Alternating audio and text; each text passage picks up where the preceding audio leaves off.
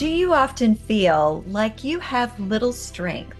Do you need to know today that God is bigger than the weakness that you have or the situations around you that you face that you seem too weak to overcome? That's what we're going to address today on Flourishment. Today, I have with me my friend and wonderful woman of God, Debbie W. Wilson. She is an ordinary woman serving an extraordinary God. Drawing from her walk with Christ, 24 years as a former Christian counselor and decades as a Bible teacher, Debbie writes and speaks to connect sojourners to the heart of Christ. Welcome, Debbie. It's always a joy to be in your presence. I'm so glad you're on Flourish-Meant to share with listeners today. Thank you, Tina. Thank you for having me. I always enjoy it when I can connect with you. So I'm going to ask you the big question. Why this topic? Why do you feel personally connected to feeling as though you have little strength and need a big, big God? Tina, when the Lord called me into ministry, I was in college. I was a senior in college, and I was debating on whether to go to graduate school or whether to get an internship. I didn't know what I wanted to do, but I knew what I didn't want to do, and I didn't want to go into ministry. And I sensed I was at a conference, and I sensed the Lord say, I want you to apply for this ministry, this international student ministry. And I wrestled all night, like Jacob. I wrestled all night and told him all the reasons I was not the right girl for that. And I was sure that our perfect God had made his first mistake in calling me. And I tell that story because I realized God didn't choose me because of what I could bring to the table, but as an opportunity for me to experience him. And I did join that ministry, and I grew up in my faith and learned that I loved what I was doing. Ever since then, it seems like whenever God calls me to something, my first thought is, choose somebody else. I'm not the right person. And yeah, when I get into that place, because it's something bigger than I can do in my own strength, that's where I experience a big God. That is so relevant to so many of us, I'm sure. We all experience moments when we're facing something we feel is our calling, our destiny, our next right step in life. And yet it is outside our wheelhouse. It's beyond our training. It's more than we believe we can do. And it's scary. It's scary to step outside of what your comfort zone might be, even if what you're in isn't particularly comfortable, at least it's familiar. Can you talk to the people who are in a place that's familiar and yet they know they're called to do something else? Yes. And, I like what you bring out with the familiar, because I can remember as a mother when my second child was born, that he had his nights and days mixed up. And so he didn't sleep at night. And when he would go to sleep, about 2 hours later, my 2-year-old would get up and she'd be at the side of my bed at 6 o'clock going, "Hey, mommy." And I'm like, no. It's even in the everyday things that we are put in places where we realize, I don't have enough strength for this. I can remember getting in the shower going, Lord, how can I function without sleep? And yet those are the places we find God's strength. And then in those places, God has given me different opportunities. Like one time my church came and they were building a new building, and they asked me if I'd head up the decorating committee. And I was like, well, I love decorating, but I've never done a church. But there was this excitement too. So what I found is sometimes there's, like when he called me into ministry, there was just dread. And then the excitement came when I said, okay, Lord, whatever you want, I'll do it. But I've also found that sometimes, even though I feel overwhelmed, I want what I'm asked to do. There is a burden there, or there's a desire too. And I've seen in so many cases, like I love the Bible stories, and Deborah needed Barak. And Barak needed Deborah. Deborah was a prophetess. She couldn't go and fight the enemy. She needed a general. The general didn't have the same line with God that Deborah had. He wouldn't go into battle without Deborah. And sometimes God brings other people to help us in those places. So, what you're saying is when we're in familiar places or uncomfortable places and we know we need to move into something that we don't know whether we can handle it, he's not going to call us to do it alone. He's going to equip it himself, or he's going to equip us by bringing other people into our lives to help us move forward. You know, he did that with Moses too. You remember the story when God called Moses and Moses is arguing with him. And then finally he says, well, I've got your brother Aaron coming. He already knew that Moses was going to need a little bit of help and encouragement. I think the key is not focusing on how weak we are or how strong we are. We need to turn our focus toward who is equipping us. You're exactly right. You know, going back to Moses, I can identify with Moses a little bit, but when Moses felt self-confident, he just stepped out and tried to take care of delivering Israel from Egypt all by himself. And he messed that one up. And he ended up in exile in the wilderness for 40 years. And then when God came to him, he focused on his inadequacies. He said, who am I that I should go and do this? And whether we're focused on how gifted we are or we're focused on how weak we are, we're still focused on ourselves. And I love what God said when Moses asked him who he was. He said, I am who I am. I am everything you need. So get your eyes off yourself and put them on me. And Tina, I think what you brought up is so important, is that when we're focused on ourselves, good or bad, it's not a good place to stay. We need to put our eyes on him. And I so often get struck with that same attack from the enemy over and over again about being a failure, about not being enough, not ever being able to quite do enough or be enough. And then one day God said to me, you're right. You're not enough. But that was exactly what he answered to me. He said, but I am. Yes. I am. And I think that's what we need to focus on, right? That's what your book is about. It's about focusing on how big God is. Can you talk a little bit about some practical things that help anchor us in that? Because I think sometimes we need a specific word or a specific activity to help us move from a place of being stuck in our smallness, our weakness, our little bit of strength, toward being able to move forward in faith. I love looking again at the Bible stories because these people lived in desperate times, and our world has gotten desperate in so many ways.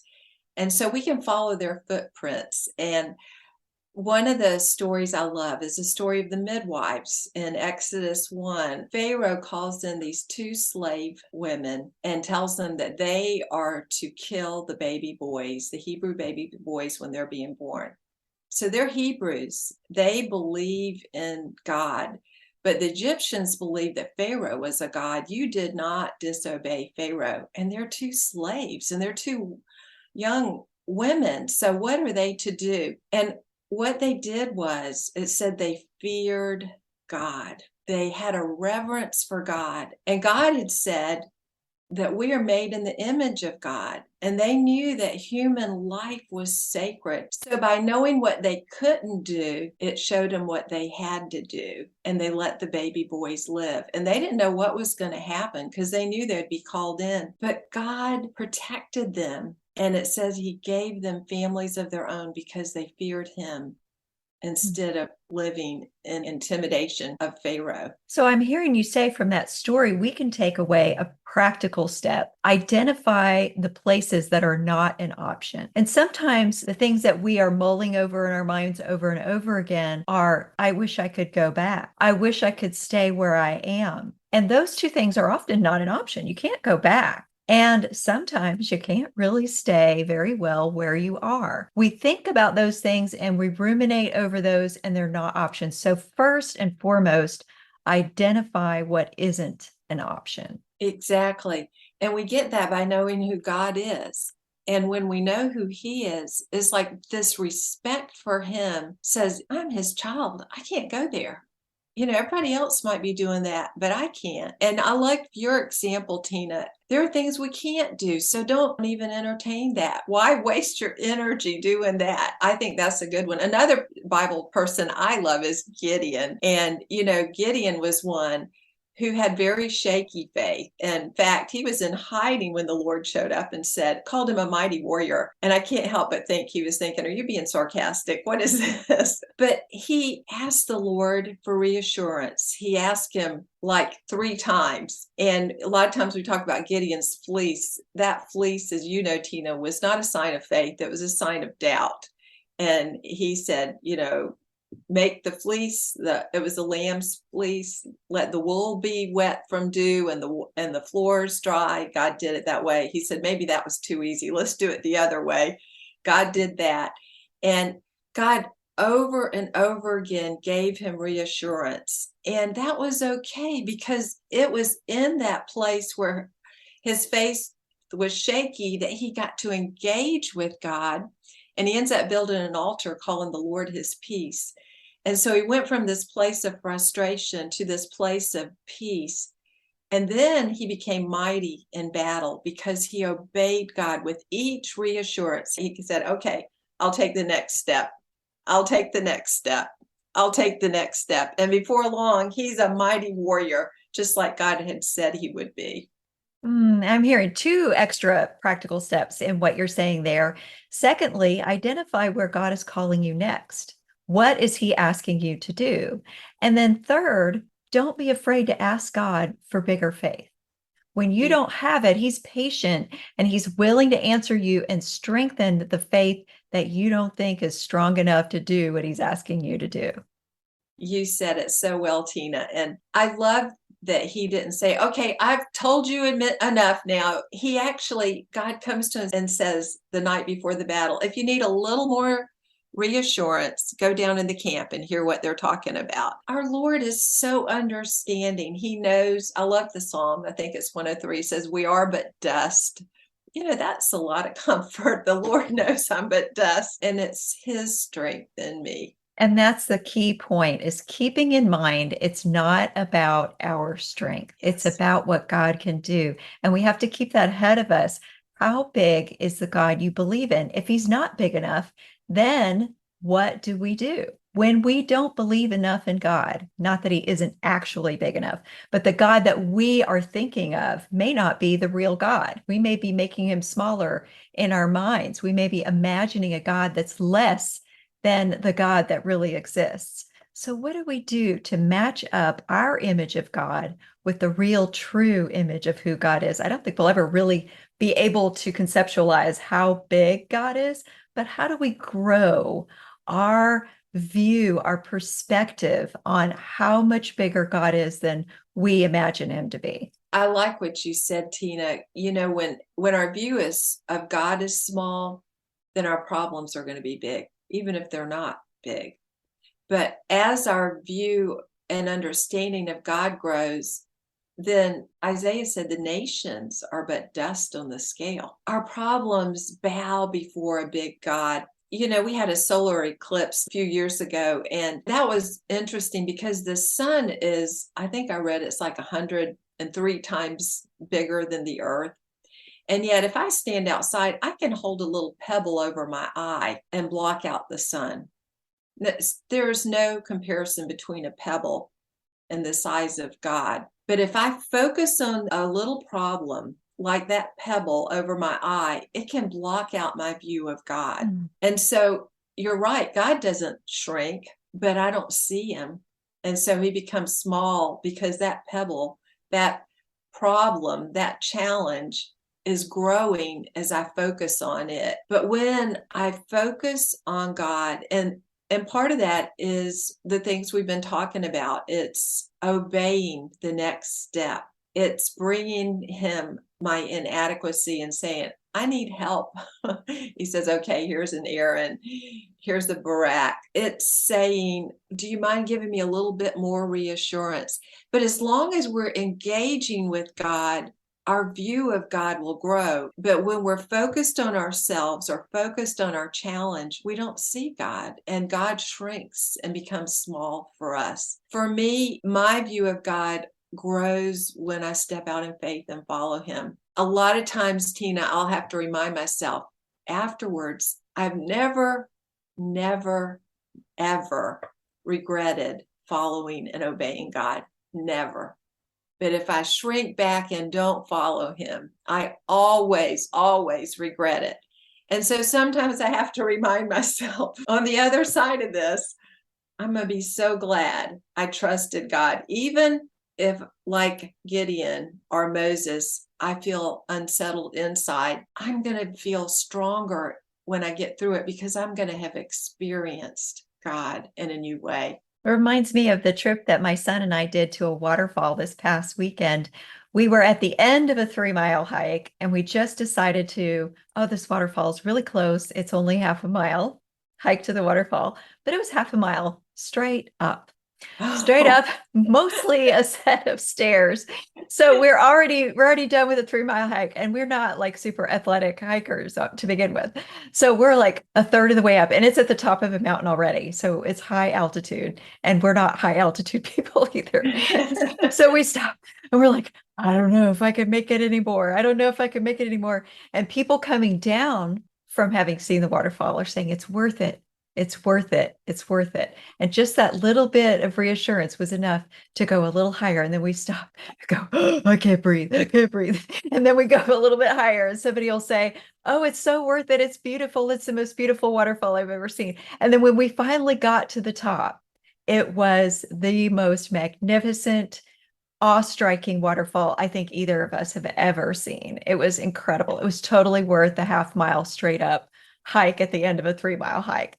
But if we had stopped, if we had stopped a third of the way up, if we'd stopped 2/3 of the way up, we would have never known what we had missed, and we would have regretted it if we had finally understood later from someone else showing us a picture, this is what you missed. But we didn't regret the tough part of the hike when we got the reward at the end. And I think it's hard to see that on the way up. And that's why we need people who have been to see the waterfall, like you, who are saying, I never regretted it. I never regretted it. Keep hiking, keep going, even when it's hard. What would you say to that person who's a third of the way up or 2/3 of the way up and they're going, I can't make it one more step?